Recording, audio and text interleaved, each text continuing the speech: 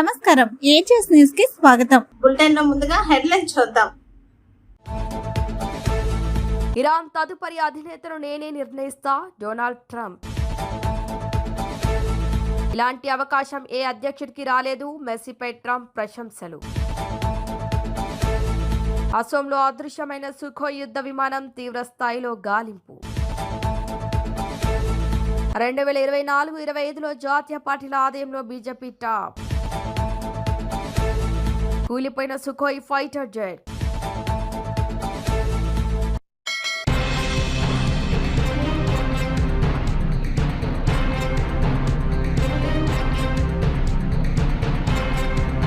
దేశవ్యాప్తంగా పలు రాష్ట్రాల గవర్నర్లు, కేంద్రపాలిత ప్రాంతాల లెఫ్టినెంట్ గవర్నర్లను బదిలీ చేస్తూ కేంద్రం కీలక నిర్ణయం తీసుకుంది. మార్చి 5న వెలువడిన తాజా ఉత్తర్వుల ప్రకారం తెలంగాణతో పాటు మహారాష్ట్ర, తమిళనాడు, పశ్చిమ బెంగాల్, బీహార్ తదితర రాష్ట్రాలకు కొత్త గవర్నర్లను నియమించింది. ముఖ్యంగా తెలంగాణ గవర్నర్ పదవిలో మార్పు చోటు చేసుకుంది. ప్రస్తుతం హిమాచల్ ప్రదేశ్ గవర్నర్ గా ఉన్న శివప్రతాప్ శుక్లాను తెలంగాణ నూతన గవర్నర్ గా నియమించారు. ఇప్పటి వరకు తెలంగాణ గవర్నర్ గా వ్యవహరించిన జిష్ణుదేవ్ వర్మను మహారాష్ట్ర గవర్నర్ గా బదిలీ చేశారు. ఇక ఇతర రాష్ట్రాల గవర్నర్లు, ఎల్జీల బదిలీల వివరాలు చూస్తే ఢిల్లీ లెఫ్టినెంట్ గవర్నర్ గా ఉన్న వినయ్ కుమార్ సక్సేనాను లడక్ ఎల్జీగా పంపగా ఆయన స్థానంలో ఢిల్లీ కొత్త ఎల్జీగా తరంజిత్ సింగ్ సంధును నియమించింది. ఇక తమిళనాడులో కేరళ గవర్నర్ గా ఉన్న రాజేంద్ర విశ్వనాథ్ ఆర్లేకర్ ను తమిళనాడు గవర్నర్ గా బదిలీ చేశారు. ఇక పశ్చిమ బెంగాల్, తమిళనాడు గవర్నర్ గా ఉన్న ఆర్ఎన్ రవిని పశ్చిమ బెంగాల్ గవర్నర్ గా నియమించారు. హిమాచల్ ప్రదేశ్ లడక్ లెఫ్టినెంట్ గవర్నర్ గా ఉన్న కవిందర్ గుప్తాను హిమాచల్ ప్రదేశ్ గవర్నర్ గా నియమించారు. బీహార్ లెఫ్టినెంట్ జనరల్ సయ్యద్ అతా హసైన్ ను బీహార్ గవర్నర్ గా నియమించారు. నాగాలాండ్ నందకిషోర్ యాదవ్ ను నాగాలాండ్ గవర్నర్ గా నియమించారు.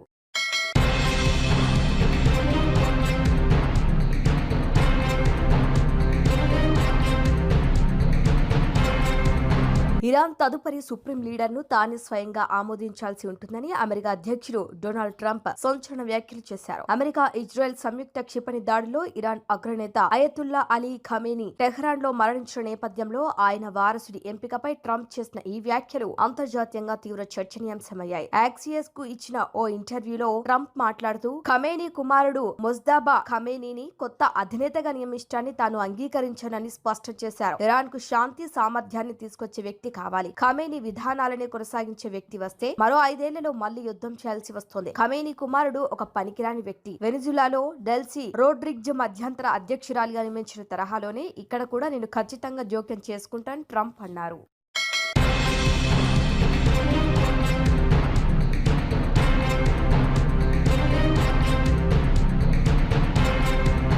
గల్లంతైన వాయుసేనకు చెందిన సుఖోయ్ 30 MKI యుద్ధ విమానం కుప్పకూలింది. ఈ విషయాన్ని IAF ధృవీకరించింది. అస్సాంలోని కర్బీ ఆంగ్లాగ్ జిల్లాలో ఈ ఘటన జరిగింది. ప్రస్తుతం పైలట్ కోసం గాలుస్తున్నారు. శిక్షణ సమయంలో ప్రమాదం జరిగినట్టు అధికారులు తెలిపారు. నిన్న సాయంత్రం జోర్హట్ వైమానిక స్థావరం నుంచి టేకాఫ్ అయిన కాసేపటికే సఖోయ్ రాడార్ నుంచి అదృశ్యమైంది. ఎయిర్ ఫోర్స్ స్టేషన్ నుంచి 60 కిలోమీటర్ల దూరంలో విమానం కూలిందని అధికారులు పేర్కొన్నారు.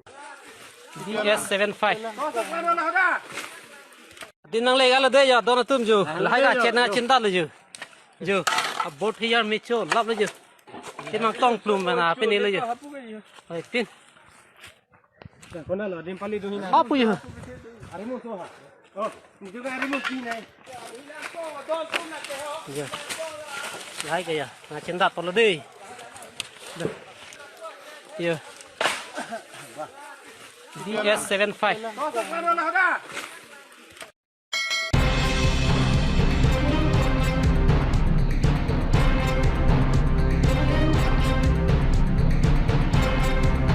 రెండు 2024-25 ఆర్థిక సంవత్సరంలో జాతీయ పార్టీలలో బీజేపీ అత్యధిక ఆదాయాన్ని నివేదించినట్లు అసోసియేషన్ ఫర్ డెమోక్రటిక్ రిఫార్మ్స్ వెల్లడించింది. దేశంలోని 6 జాతీయ పార్టీలకు ఆ ఆర్థిక సంవత్సరంలో 7,960.09 కోట్ల ఆదాయం సమకూరినట్టు తెలిపింది. ఇందులో 85.03% వాటా బీజేపీ ఖాతాలోకి వెళ్లినట్టు పేర్కొంది. ఎన్నికల సంఘానికి ఆయా పార్టీలు సమర్పించిన ఆడిట్ నివేదికల ఆధారంగా ఏడీఆర్ ఈ లెక్కలను వెల్లడించింది. ఈ నివేదిక ప్రకారం 2024-25 ఆర్థిక సంవత్సరంలో కాలంలో బీజేపీకి 6,769.14 కోట్ల ఆదాయం సమకూరింది. 918.28 కోట్ల ఆదాయంతో కాంగ్రెస్ రెండో స్థానంలో ఉండగా ఆ తర్వాత 172.60 కోట్లు సిపిఎం కు, 58.58 కోట్లు బీఎస్పీకి, 39.28 కోట్లు ఆమ్ ఆద్మీ పార్టీకి, 2.18 కోట్లు నేషనల్ పీపుల్స్ పార్టీకి సమకూరాయి. బీజేపీ తన ఆదాయంలో 55.76% అంటే 3,774.58 కోట్లు, కాంగ్రెస్ 1,111.94 కోట్లు ఖర్చు చేసింది. కాంగ్రెస్ పార్టీ చేసిన ఖర్చు మొత్తం ఆదాయం కంటే 21.09% ఎక్కువ. బీఎస్పీ కూడా తనకు సమకూరిన ఆదాయం కంటే 81% అదనంగా ఖర్చు చేసింది. ఆమ్ ఆద్మీ పార్టీ మాత్రం ఆదాయంలో 92.83% ఖర్చు చేసింది. ఇక 2023, 24, 25 మధ్య కాలంలో బీజేపీ ఆదాయం 55.95% పెరగ్గా కాంగ్రెస్ ఆదాయం 25.05% తగ్గింది. ఆమ్ ఆద్మీ పార్టీ ఆదాయం 73.20% పెరిగింది. 6 జాతీయ పార్టీలకు వచ్చిన ఆదాయంలో 85.08% విరాళాల రూపంలోనే వచ్చింది. బీఎస్పీకి మాత్రం తన ఆదాయంలో 100% ఇతర మార్గాల్లో వచ్చింది.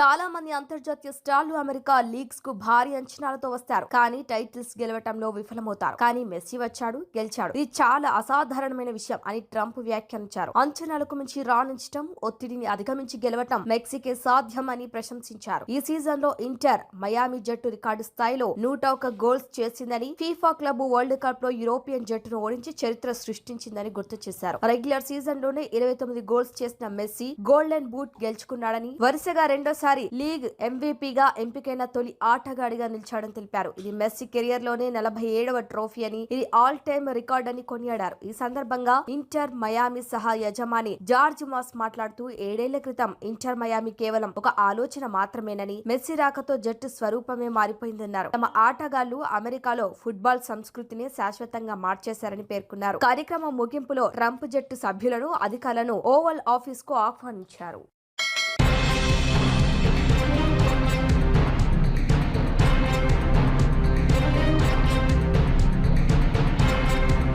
తెలంగాణలో రాజ్యసభ సీట్ల వ్యవహారం ఓ కొలిక్కొచ్చింది. 2 స్థానాలకు సంబంధించి కాంగ్రెస్ పార్టీ జాతీయ నాయకుడు అభిషేక్ మను సింఘ్వి, సీఎం సలహాదారు వేం నరేందర్ రెడ్డి గురువారం 2 సెట్ల నామినేషన్లను దాఖలు చేశారు. ఈ ఎన్నికలు ఈ నెల 16న జరగనున్నాయి. ఎలానూ అసెంబ్లీలో కాంగ్రెస్ కు బలం ఉంది కాబట్టి వీరి గెలుపు కూడా లాంఛనమే. ఇద్దరు పెద్దల సభకు వెళ్లటం కూడా ఖాయమే. అయితే ఎటొచ్చి ఇప్పుడు ఈ సీట్ల కోసం ఆది నుంచి ఆశలు పెట్టుకున్న నాయకుల పరిస్థితి ఏంటి? రగిలిపోతున్న నాయకులను ఓదార్చేదెవరు అనేదే ఇప్పుడు కీలక ప్రశ్నగా మారింది. గతంలో కాంగ్రెస్ పార్టీ రాజకీయాలు వేరేగా ఉండేవని అసంతృప్తులు చెబుతున్నాయి. కానీ ఇప్పుడు కేవలం సీఎం రేవంత్ రెడ్డి చెప్పిందే వింటున్నారని, ఆయన చెప్పిందే పాటిస్తున్నారని హనుమంతరావు వంటి దిగ్గజ నాయకుడు బహిరంగంగానే ఆరోపిస్తున్నారు. ఇక చిన్నారెడ్డి సహా ఈ సీట్లపై ఆశలు పెట్టుకుంటున్న మరింత మంది కూడా సీఎం రేవంత్ వైఖరిపై అంతర్గత సంభాషణలో రగిలిపోతున్నారు. తమకు దక్కకపోవటం ఒకెత్తైతే అసలు అధిష్టానం తమతో చర్చలు జరపలేదన్నది వీరు చెబుతున్న ప్రధాన కారణం. టికెట్ ఇవ్వకపోతే పోయారు, అసలు మాతో మాట మాత్రం కూడా చెప్పరా అని చిన్నారెడ్డి వ్యాఖ్యానించారు. హనుమంతరావు అయితే ఏకంగా ఫోన్లు స్విచ్ ఆఫ్ చేసి ఇంటికి తాళం కూడా వేసుకున్నట్లు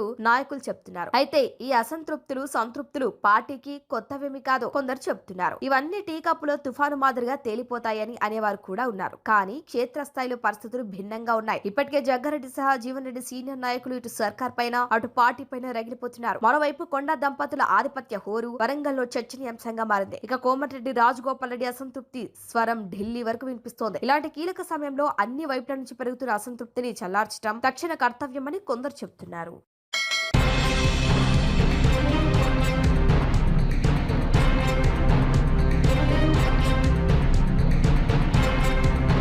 భారత వాయుసేనలో కీలకమైన సుఖోయ్ యుద్ధ విమానం అదృశ్యమవటం కలకలం రేపింది. రాడార్ తో సంబంధాలు తెగిపోవడంతో విమానం ఆచూకీ గల్లంతైంది. ఈ విషయాన్ని గుర్తించిన వెంటనే అప్రమత్తమైన అధికారులు విమానం ఆచూకీ కోసం గాలింపు చర్యలు చేపట్టారు. విమానం రాడార్ పరిధి నుంచి హఠాత్తుగా మాయమైందని, పైలట్ల రక్షణ కోసం వెంటనే సెర్చ్ అండ్ రెస్క్యూ మిషన్ ప్రారంభించినట్టు తెలుస్తోంది. ఈ ఘటనపై లెఫ్టినెంట్ కల్నల్ మహేంద్ర రావత్ స్పందించారు. విమానం రాడార్ కాంట్రాక్ట్ కోల్పోయిన మాట వాస్తవమేనని, ప్రస్తుతం సెర్చ్ ఆపరేషన్లు ముమ్మరంగా సాగుతున్నాయని ఆయన వెల్లడించారు. వెల్లడించారు. మరిన్ని వివరాలు త్వరలోనే వెల్లడిస్తామని తెలిపారు. సుఖోయ్ Su-30 MKI భారత వాయుసేనలో అత్యంత శక్తివంతమైన మల్టీ రోల్ ఫైటర్ గా జెట్ గా గుర్తింపు పొందింది. రష్యా నుంచి సేకరించిన ఈ విమానాలు సరిహద్దు రక్షణతో పాటు కీలకమైన ఆపరేషన్లలో ప్రధాన పాత్ర పోషిస్తాయి. అటువంటి అత్యాధునిక విమానం అదృశ్యం కావటం ఆందోళన కలిగిస్తోంది. ప్రస్తుతం విమానంలో ఎంతమంది సిబ్బంది ఉన్నారు, ప్రమాదం ఎక్కడ జరుగుండవచ్చు అనే అంశాలపై స్పష్టత రావాల్సి ఉంది. సిబ్బందిని సురక్షితంగా గుర్తించేందుకు వైమానిక దళం అన్ని రకాల చర్యలు తీసుకుంటోంది. దీనికి సంబంధించిన మరిన్ని అప్డేట్స్ తెలియాల్సి ఉంది.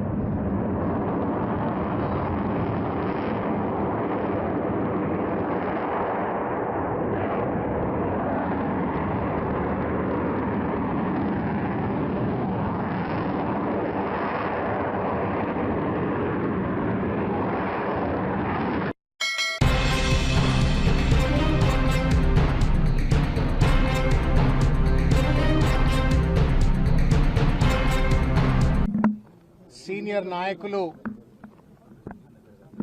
శాసనసభ్యులు గౌరవనీయులు హరీష్ రావు గారి యొక్క ఆదేశాల మేరకు ఈరోజు పెద్దలు ఆర్ఎస్ ప్రవీణ్ కుమార్ గారి యొక్క నేతృత్వంలో రాజేంద్రనగర్ ఇన్ఛార్జ్ అయినటువంటి సోదరుడు కార్తీక్ రెడ్డి గారు, తర్వాత అధికార ప్రతినిధి అయినటువంటి కృషాంక్ గారు, అభిషేక్ గారు, ఇంకా చాలా మంది బీఆర్ఎస్ పార్టీ కార్యకర్తలందరూ కూడా ఎర్రోళ్ల శ్రీనివాస్ గారు, అభిలాష్ రావు గారు, తర్వాత కిషోర్ గౌడ్ గారు, ఇంకా చాలా మంది బీఆర్ఎస్ పార్టీకి సంబంధించినటువంటి కార్యకర్తలు ఏమన్నంటే 111 జీవో అంటున్నారు. అయ్యా ఎంఆర్ఓ గారు, ఆర్డీఓ గారు, మరి 111 జీవోలో మేము ఇల్లు కట్టుకుంటేనేమో నోటీసులు ఇచ్చి హైడ్రాన్ తీసుకొచ్చి కూలగొడుతున్నారు. మరి ఇక్కడ క్రషర్లు బాజాబ్తా దాదాపు సంవత్సరం 2 సంవత్సరాల నుంచి, అది కూడా ఎస్సీ భూముల్లో వాళ్ళకు ఒక్క పైస ఇవ్వకుండా ఈరోజు క్రషర్లు నడిపిస్తుంటే దాన్ని మీరు చూసి చూడనట్టు ఊరుకుంటున్నారు. ఎదెక్కడ న్యాయం అండి, నాకు అర్థం కాదు. ఇలా పొంగులేటి శ్రీనివాసరెడ్డి గారు పూర్తిగా రాఘవ కన్స్ట్రక్షన్ తో వాళ్ళ అబ్బాయి రాఘవ కన్స్ట్రక్షన్ 33 ప్రాంతాల్లో ఇక్కడ మరి పెద్ద పెద్ద ఆకాశ హార్మ్యాలు కడతా ఉన్నారు, పెద్ద పెద్ద బంగళాలు కడతా ఉన్నారు. దానికి అంతటి కూడా ఈ ప్రాంతం నుంచే తీసుకుపోతున్నారు. మరి ఈ చట్టాన్ని ఉల్లంఘించినట్టు కాదా? మరి శ్రీనివాసరెడ్డి గారు, మీరు మొన్న ఖమ్మంలో ఏమన్నారు? మొన్న ఖమ్మంలో వెలమకట్లలో మీరు మరి పేదల భూములు, పేదల ఇండ్లు, పేదవాళ్ళందరూ కూడా ఉండడానికి ఇల్లు కట్టుకుంటే అది కూడా 100 గజాలు, 50 గజాలు, 60 గజాల్లో ఇల్లు కట్టుకుని 25 సంవత్సరాల నుంచి భూదాన్ భూముల్లో నివసిస్తుంటే మీరు ఆ ఇల్లంటిని కూడా పేల్చేసి బుల్డోజర్లతో కూల్చేసి వాళ్ళందరినీ కూడా పెయిడ్ బ్యాచ్ అని చెప్పేసి మీరు అన్నారు. వాళ్ళందరూ పెయిడ్ బ్యాచ్, వాళ్ళందరూ కూడా ల్యాండ్ మాఫియా అన్నారు. నిజంగా ల్యాండ్ మాఫియా ఎవరు? శ్రీనివాసరెడ్డి గారు. మీరు ఇప్పటికీ 4 ప్రెస్ కాన్ఫరెన్స్లు పెట్టిండ్రు ఖమ్మం ఇన్సిడెంట్ అయిన తర్వాత. ఇలా ఓపెన్ గా అడుగుతున్నాం, మరి ఎందుకు మా deputy floor leader Harish Rao గారు మానస హిల్స్ లో, అదే విధంగా ఇంకా కోకాపేటలో విపరీతంగా అక్రమ మైనింగ్ జరుగుతుంటే మీరు ఎందుకు మాట్లాడతలేరు? మీరు మాట్లాడతలేరు, రేవంత్ రెడ్డి గారు మాట్లాడతలేరు, ఎందుకు మాట్లాడతలేరు? మరి ఇప్పుడు చెప్పాలి కదా, ఖమ్మంలో ల్యాండ్ మాఫియా అన్నారు, పెయిడ్ బ్యాచ్ అన్నారు. నిజంగా ఎవరు పెయిడ్ బ్యాచ్? ఇక్కడ అధికారులు పెయిడ్ బ్యాచ్, ఇక్కడ మీ నాయకులు, మీ కాంగ్రెస్ పార్టీ నాయకులు పెయిడ్ బ్యాచ్, ఇక్కడ ల్యాండ్ మాఫియా, క్రషర్ మాఫియా, ఇవన్నీ మీరు. తెలంగాణ ప్రజలు దయచేసి గమనించండి, ఈ పొంగులేటి శ్రీనివాసరెడ్డి గారు మంత్రి పదవిలో ఒక్క నిమిషం కూడా ఉండడానికి అర్హుడు కాడు. ఈయన అనుకుంటున్నాడు మేము 100 కోట్లు పెట్టి మరి అధికారంలోకి 100 కోట్లు పెట్టి రాజకీయాల్లో గెలిచినాం, ఎన్నికల్లో గెలిచినాం, మంత్రులమైనాం కాబట్టి 1000 కోట్లు దండుకునేదాకా నేను నిద్రపోనని అనుకుంటా ఉన్నాడు. ఆ క్రమంలోనే ఖమ్మంలో పేదల ఇండ్లు గుల్లగొట్టిండ్రు. ఖమ్మంలో మంచిగా పచ్చగా బతుకుతున్న కుటుంబాల్లో చిచ్చు పెట్టి మొత్తం కూడా భూస్థాపితం చేసి గాజాలాగా తయారు చేసిండ్రు. గాజాలాగా ఇవాళ ఖమ్మంను తయారు చేసిండ్రు. ఇవాళ మీరు ఆ మంత్రి పదవిలో ఉన్నప్పటి నుంచి ఈడీ వాళ్ళు సెప్టెంబర్ 24, 2024 సంవత్సరంలో మీ ఇంటి మీద రైడ్ చేసిండ్రు. లగ్జరీ వాచ్ల కుంభకోణం, హవాలా కుంభకోణం. ఆ రోజు కూడా మీరేమనలేదు. బీజేపీ కాంగ్రెస్ కుమ్మక్కైనా కాబట్టే దాని గురించి బయటి ప్రపంచాన్ని తెలియకుండా చూసిండ్రు మీరు. అదే విధంగా మీరు సమ్మక్క దేవతల దేవస్థానాలను కట్టడానికి టెండర్లు ఏవైతున్నాయో టెండర్ను కూడా వదలలేదు మీరు. కొడంగల్ నారాయణపేట టెండర్ను వదలలేదు. ఈ రోజు ఇక్కడ మా రాజేంద్రనగర్ నియోజకవర్గంలో ఈ హైదరాబాద్ మహానగరంలో పేదల భూములు ఏవైతున్నాయో ఆ భూములను కూడా వదలకుండా ఇవాళ వాటిని మొత్తం కూడా సున్నం చేసి అవన్నిటి కూడా మీ దగ్గరికి తీసుకుపోతున్నారు. ఇట్లా ఎన్ని రోజులు ఈ దౌర్జన్యాలు చేస్తారు మీరు? అడిగిన వాళ్ళందరి మీద కేసులు పెడతా ఉన్నారు. మీడియా వాళ్ళు వచ్చి ఇక్కడ వీడియోలు తీసుకుంటుంటే ఆ వీడియోలు తీసిన మీడియా వాళ్ళను తీసుకొచ్చి మీ పోలీసు వాళ్ళు, మీకు పర్మిషన్ ఉన్నదా, మీకు లైసెన్స్ ఉన్నదా, మీడియా లైసెన్స్? నేను అడుగుతున్న పోలీసు వాళ్ళు మీరు ప్రశ్నలు అడగాల్సింది మీడియా వాళ్ళని కాదు.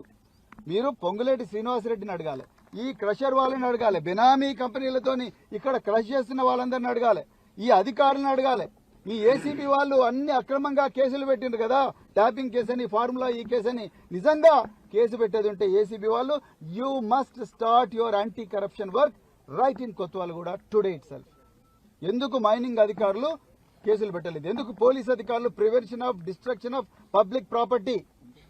మైనింగ్ అధికారులు ఒకవేళ ప్రైవేట్ ప్రాపర్టీ అయితే లీజు తీసుకోకుండా పర్మిషన్ లేకుండా ఏ విధంగా మరి ఇక్కడ క్రషింగ్ నడుస్తా ఉన్నది? జీవో 111 పట్టపగలే ఏ విధంగా ఉల్లంఘిస్తా ఉన్నారు? ఆ అధికారుల మీద కేసు పెట్టాలి కదా, వాళ్ళ మీద అక్రమ ఆస్తుల కేసులు పెట్టాలి కదా వాళ్ళందరూ. ఎందుకంటే వాళ్ళ వెనక పొంగులేటి శ్రీనివాసరెడ్డి ఉన్నాడు. మీరు వటినాగులపల్లిలో 300 కోట్ల విలువైన ఎకరాల 300 కోట్ల రూపాయల విలువైన 3 ఎకరాల భూమిని పట్టపగలే మీ అబ్బాయి దాన్ని కబ్జా చేయడానికి చూస్తే అక్కడ హబీబుల్లా అనే ఒక ఇన్స్పెక్టర్, గచ్చిబౌలి ఇన్స్పెక్టర్, దాన్ని కేసు పెడితే ఆయన రాత్రికి రాత్రి మీరు ట్రాన్స్ఫర్ చేయించారు. మీరు పెయిడ్ బ్యాచ్ల గురించి మాట్లాడతారు, మీరు ల్యాండ్ మాఫియా గురించి మాట్లాడతారు. అందుకొరకే తెలంగాణ ప్రజలు కోదాడ నుంచి కొడంగల్ దాకా, అదేవిధంగా అలంపూర్ నుంచి ఆదిలాబాద్ దాకా ప్రతి గ్రామంలో కూడా ఈ కాంగ్రెస్ మంత్రుల అక్రమ మైనింగ్ మీద పోరాటం చేయాల్సిన అవసరం ఉన్నది. లేకపోతే ఈ విధంగా తెలంగాణ సంపదనంతా కూడా దోపిడీ చేస్తారు.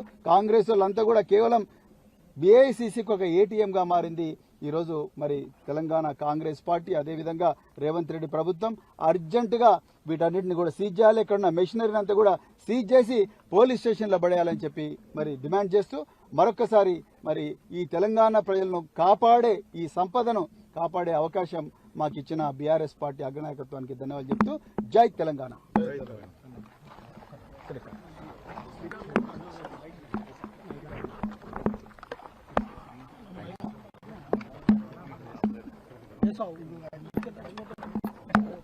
రెండు నెలల కిందట ముఖ్యంగా ఈరోజు కొత్తవాల్గూడ గ్రామానికి పెద్దలు శ్రవణన్న గారే కానీ, ప్రవీణ్ సారే గారే కానీ, ఎర్రలో సీన్ గారే కానీ, శ్రీనివాస్ గారు, కిషోర్, మా క్రిషాంక్, మా శంషాబాద్ మండలం నుంచి ఇక్కడ విచ్చేసిన బీఆర్ఎస్ పార్టీ కుటుంబ సభ్యులందరికీ కూడా నమస్కారం. మీ అందరికీ తెలుసు, 2 నెలల కిందట మనం శంషాబాద్ మండలంలో, మండల కేంద్రంలో ఓ రోజు ధర్నా కార్యక్రమం చేపట్టాం. ఎందుకు? శంషాబాద్ గ్రామంలో కొత్తగా ఎలక్ట్రిక్ మీటర్లు ఇస్తలేరు, కొత్త ప్రాపర్టీలకు రిజిస్ట్రేషన్లు అయితే లేవు, ఓసీలు ఇస్తలేరు. తీరాబోయి మనం పోయి ఎంఆర్ఓ గారికో లేకపోతే అక్కడ ఉన్న ఆర్డీఓ గారికో రెవెన్యూ అధికారులకు అడిగితే మీరు ఎందుకు ఇస్తలేరు మాకు పర్మిషన్లు, ఎందుకు రిజిస్ట్రేషన్ చేస్తలేరంటే మీరు 111 జియోలో ఉన్నారు కాబట్టి మాకు కొన్ని నిబంధనలు ఉన్నాయి, దాని లోపలనే మేము చేయగలుగుతాం, దానికి మించి మేమేం చేయలేమని చెప్పి అధికారులు మనకు చెప్పిన మాట వాస్తవమా కాదా? రెండోది, మన నియోజకవర్గం రాయనగర్లోనే మూసీ కట్టి ఇటు మీరు ఇల్లీగల్గా ఉన్నారు, బఫర్ జోన్లో ఉన్నారు కాబట్టి మీకు ఇక్కడ జీవించే హక్కు లేదు. మీ అందరి ఆస్తులను మేము జప్తు చేసుకొని అక్వైర్ చేసుకొని ఇక్కడ మేము విలాసవంతమైన ఒక భవనాలు కడతాం, హోటల్ కడతామని చెప్పి ఈ మధ్య కాలంలోనే ప్రభుత్వం నోటీసులు ఇచ్చిన మాట నిజమా కాదా? 3, హైడ్రా ఒక పనితీరు ఏం చెప్పారు మనకు ముఖ్యమంత్రి గారు? అసెట్ ప్రొటెక్షన్ అన్నారు. అంటే ఇట్లా అక్రమంగా ఇల్లీగల్గా ఎక్కడైనా గవర్నమెంట్ ల్యాండ్స్ లో యాక్టివిటీస్ జరిగితే మేము ఇంటర్వ్యూన్ చేసే ఒక శక్తి, మాకు పవర్స్ మాకు ఉన్నాయని చెప్పి హైడ్రా చెప్పిందా కదా? మూడోది, ఈ మూడిట్లో ఏ ఒక్కదానికన్నా ఇక్కడ ఉన్న క్రషరు దాంట్లో ఏ ఒక్కదానికన్నా నిబంధనల లోపల వస్తుందా అని నేను అడుగుతున్నాను. ఎంఆర్ఓ గారికే గాని స్థానికంగా ఉన్న కలెక్టర్ గారికి కానీ మున్సిపల్ కమిషనర్ గారికి కానీ ఎవరికైనా కూడా నేను అడుగుతున్నా, ఆఖరికి రంగనాథ్ గురు అడుగుతున్నా, is this legal are illegal? ఇది మీకు అనిపిస్తున్నది చట్టపరంగా పెట్టిందా కాదా అని నేను అడుగుతున్నా. అంటే కాంగ్రెస్ పార్టీ అధికారంలోకి వచ్చినప్పటి నుంచి సోదరులా మనం అందరం గమనించాల్సిన విషయం ఏంటంటే, పైనున్న వాళ్ళకు ఒక న్యాయం, కిందున్న వాళ్ళకు ఒక న్యాయం జరుగుతుంది. అతి ముఖ్యంగా రాయన్న నియోజకవర్గంలో ఇది పరాకాష్ఠ స్థాయికి చేరిపోయింది. అదేందో మనం పెనం నుంచి పొయ్యిలబడ్డట్టు కాంగ్రెస్ పార్టీ అధికారంలో వచ్చినప్పటి నుంచి మన నియోజకవర్గానికి ఎన్నో ఇబ్బందులు, ఎన్నో అవమానాలు రోజుకొకటిగా కొత్తగా బయటపడుతున్నాయి. ఈరోజు శంషాబాద్ లో ఇల్లు కట్టుకోవాలంటే మన పర్మిషన్ రాదు. హైదరాబాద్ టు బండ్లగూడలో ఎప్పుడో పర్మిషన్లు వచ్చిన ఇల్లుని ఇప్పుడు ఇల్లీగల్ అని చెప్పి ఇప్పుడు కూలగొడతా అంటారు. మూసి నడిబొట్టున ప్రాజెక్టు కడితే కూడా హైదరాబాద్లో కనిపించదు. కానీ చిన్నప్పటి నుంచి మనం ఇదే ప్రాంతానికి సంబంధించిన వాళ్ళమేనా? ఎప్పుడైనా ఇక్కడ కసరు పెట్టాలంటే ఎవరైనా ధైర్యం చేసిండ్రా? ఈ సంవత్సరంలో ఎంత ధైర్యం ఉంటే ఇల్లీగల్ గా 111 జియోల క్రషర్ పెట్టలేని ఒక ప్రాంతంలో, హైకోర్టు నిబంధనలు చెప్పిన ఒక ప్రాంతంలో కూడా మీరు తీసుకొచ్చి ఇక్కడ క్రషర్లు ఏర్పాటు చేస్తున్నారంటే మీకు ఎంత బరి తెగించినారు ఈ రాష్ట్ర ప్రభుత్వంలో ఉన్న పెద్దలు అనే విషయం బాగా అర్థం చేసుకోవాలని చెప్తున్నా. సిగ్గు లేదు, ఎగ్గు లేదు, భయం లేదు, భక్తే లేదు, ఏమీ లేకుండా పోయింది. స్థానికంగా ఎమ్మెల్యే గారు మా పార్టీ నుంచి గెలిచిన పోరాడతారంటే ఆయన పోయి అదే కుంపల దాంట్లోనే పోయి పడ్డాడు. ఆయన కూడా కనీసం స్థానిక ప్రజల తరఫున నిలిచి కొట్లాడాలనే ఒక బాధ్యత కూడా స్థానిక ఎమ్మెల్యే గారికి లేకపోయింది. ఇప్పుడే ఆయన పెద్దలు ప్రవీణ్ సార్ గారు చెప్పినట్టు సీనరేజ్ ఛార్జెస్ ఏవి, ఇక నిజంగా కూడా క్రషర్ జరగకపోతే వేబిల్స్ ఏవి? ఇది క్రషరా కాదా? ఫస్ట్ మాకు అది చెప్పమనండి. అధికారులకు వచ్చి ఇది క్రషరా కాదా, ఇక్కడ క్రషింగ్ జరిగిందా లేదా, మెటల్ తీసారా లేదా, నిజంగా తీస్తే వేబిల్స్ ఏవి, సీనరేజ్ ఛార్జెస్ ఏవి? We will come back. మళ్ళీ ఒక వారం రోజుల తర్వాత ఖచ్చితంగా మేము అందరం కూడా ఖచ్చితంగా ఇక్కడికి వస్తాం. ఏం యాక్టివిటీ తీసుకున్నారు అధికారులు అనేది ఖచ్చితంగా కలెక్టర్ గారి దగ్గర పోయి మేము మేము ఖచ్చితంగా పోయి అడుగుతామని కూడా చెప్తున్నాం. ఇదేదో ఇక్కడ ఆషామాషికి వచ్చి పోయేది కాదు. ముమ్మాటికి మా అధినాయకత్వం దీని మీద ఖచ్చితంగా దగ్గరికి వెళ్ళి క్షుణ్ణంగా పరిశీలిస్తున్నది. ఈ యొక్క విషయాలు ఇదే కాదు, ఇట్లాంటి ఇల్లీగల్ విషయాలు రంగారెడ్డి జిల్లాలో చాలా క్రషర్లే గానీ, చాలా రెడీమిక్స్ ప్లాంట్లే గానీ, ఆఖరికి ఇసుక కూడా కొడుతున్నారు, మట్టి కూడా కొడుతున్నారు. ఇవన్నిటి మీద కూడా మేము ఇట్లా ఫ్యాక్ట్ ఫైండింగ్ మిషన్ ఒకటి పెట్టుకుంటాం, ఖచ్చితంగా పోతాం. ప్రభుత్వానికి అసలు ఏం చేస్తుందని ప్రజలు చూపించే ప్రయత్నం మాత్రం ఖచ్చితంగా చేస్తాం. ధన్యవాదాలు.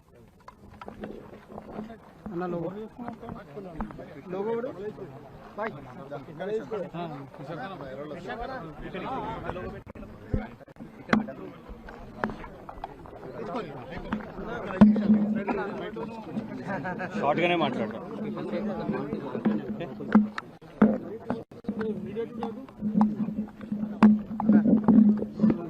బీఆర్ఎస్ ప్రభుత్వంలో 2 సంవత్సరాలు మైనింగ్ కార్పొరేషన్ చైర్మన్ గా పనిచేసిన నేను, మాకున్న అనుభవం ఏంటిది అని అంటే, జనరలీ మైనింగ్ పర్మిషన్ ఇవ్వాలంటే 9 అనుమతులు. ఆ 9 అనుమతులు ఎక్కడ కూడా ఇక్కడ కనబడతలేదు. 9 అనుమతులు వస్తే ఫస్ట్ కన్సెంట్ ఫర్ ఎస్టాబ్లిష్ కానివ్వండి, లేకుంటే కన్సెంట్ ఫర్ ఆపరేషన్ కానివ్వండి, లేకుంటే ఎన్విరాన్మెంటల్ క్లియరెన్సెస్ కానివ్వండి, లేకుంటే గ్రౌండ్ వాటర్ క్లియరెన్స్ కానివ్వండి, లేకుంటే ఆ యొక్క క్రషర్ యూనిట్ కి ఇండస్ట్రీస్ యొక్క ఎస్టాబ్లిష్మెంట్ పర్మిషన్ ఉందా లేదా కానివ్వండి, ఇలాంటి 9 ఇంక్లూడింగ్ ఎలక్ట్రిసిటీ కనెక్షన్ తో సహా ఇవన్నీ కూడా పర్మిషన్స్ తెచ్చుకున్న తర్వాతనే ఇక్కడ ఏర్పాటు చేయాలి. ఆ తర్వాత ప్రభుత్వం నామినేషన్ బేసిస్ గా కాదు, నామినేషన్ బేసిస్ గా వేసే రైటే లేదు, టెండర్ పెట్టి ఆ తర్వాత ఎవరు టెండర్ ని గెలుచుకుంటే వాళ్ళకు వస్తుంది, ఇంత ఏరియా ఇన్ని టన్స్ ఇన్ని సంవత్సరాల కోసం మీరు చేయగలుగుతారు అని చెప్తారు. అవేవి కూడా ఇక్కడ లేవు. ఎన్ని టన్నులు చేసుకుంటున్నారు, ఎన్ని సంవత్సరాలు చేసుకుంటున్నారు, ఎంత లీజ్ దొరికింది మీకు, ఇవన్నీ అనుమతులు వచ్చినాయా అనే ప్రశ్నకు ఇవాళ సమాధానం లేదు వీళ్ళ దగ్గర. మైనింగ్ కార్పొరేషన్ యొక్క నియమ నిబంధనలను స్పష్టంగా వైలేట్ చేసి ఈ అనుమతులు ఏమీ అవసరం లేదు, మేము సింపుల్ గా దోచుకుంటాము, మేము లూటీ చేసుకుంటాము అని ఇక్కడ స్పష్టంగా కనబడుతున్నది. ఎందుకంటే ఏర్పాటు చేసిన తర్వాత ఎన్ని టన్నులు, ఇప్పుడు ఇక్కడ ఉన్న వ్యక్తులు, ఇక్కడ గ్రౌండ్ మీద ఉన్న వ్యక్తులు దీనికోసం ఏం చేస్తున్నారు, ఇది ఎక్కడ తీసుకుపోతున్నారు అని అన్నప్పుడు, ఒకవేళ గవర్నమెంట్ పర్పస్ కోసం తీసుకుపోతున్నారు అంటే వే బ్రిడ్జెస్ ఉండాలి. ఎంత క్వాంటిటీ తీసుకుపోతున్నారు అనేది ఆ వే బ్రిడ్జ్ మీద చేసిన తర్వాత అది వే బిల్ మీద ప్రింట్ అవుతుంది. Where is your way bill?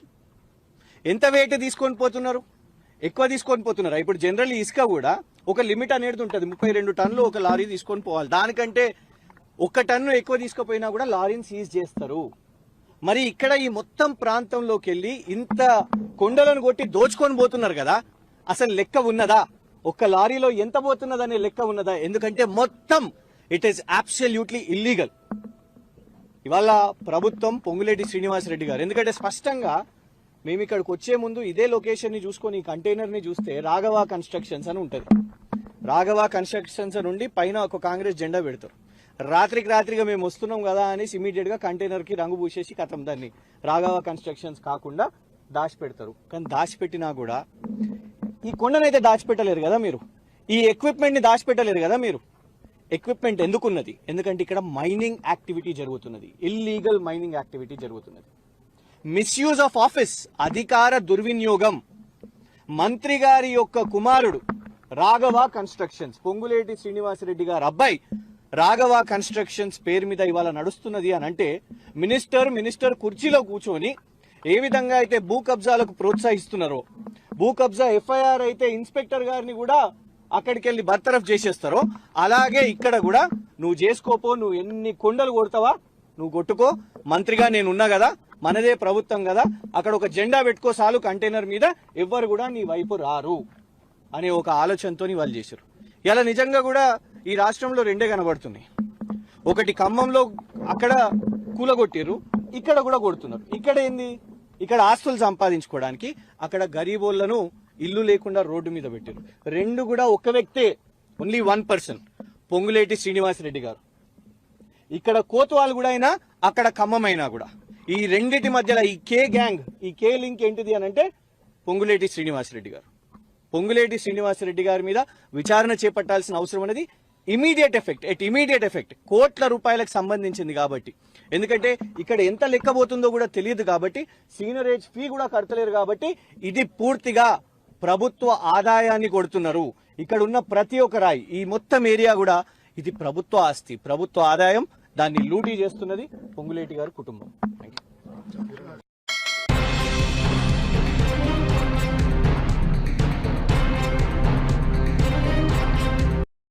Bulletin ముగించే ముందు హెడ్లైన్స్ మరొకసారి. ఇరాన్ తదుపరి అధినేతను నేనే నిర్ణయిస్తా, డొనాల్డ్ ట్రంప్. ఇలాంటి అవకాశం ఏ అధ్యక్షుడికి రాలేదు, మెస్సీపై ట్రంప్ ప్రశంసలు. అసోంలో అదృశ్యమైన సుఖోయ్ యుద్ధ విమానం తీవ్ర స్థాయిలో గాలింపు. 2024-25లో జాతీయ పార్టీల ఆదాయంలో బీజేపీ టాప్. కూలిపోయిన సుఖోయ్ ఫైటర్ జెట్.